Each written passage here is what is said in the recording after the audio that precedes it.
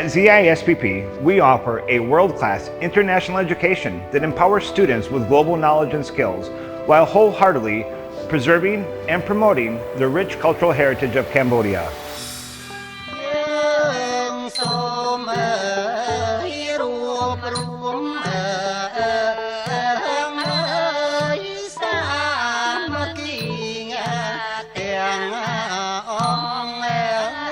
Rộ bám Khmerមានសារៈសំខាន់ណាស់សម្រាប់ការអបអរសាទរនិងថែរក្សានៅអត្តសញ្ញាណវប្បធម៌របស់ប្រទេសកម្ពុជាព្រោះវាបានផ្សារភ្ជាប់បុគ្គលទៅនឹងរឿងរ៉ាវយូរអង្វែងប្រពៃណីវប្បធម៌និងសិល្បៈដ៏ជ្រាលជ្រៅរបស់ប្រទេសជាតិទន្ទឹមនឹងការលើកតម្កើងមោទនភាពនិងការបន្តពីគ្រប់ជំនាន់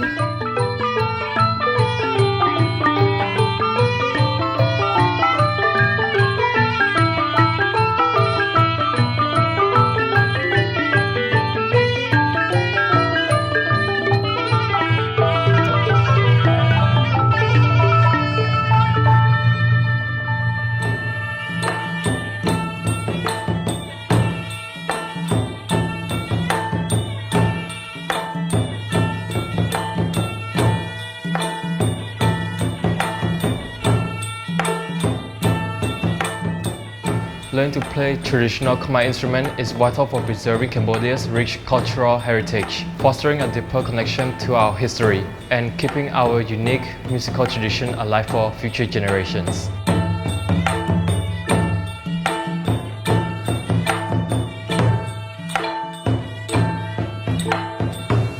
តាមរយៈការបញ្ចូលរួមកម្មវិធីប្រវត្តិប្រពៃណីនិងគុណតម្លៃ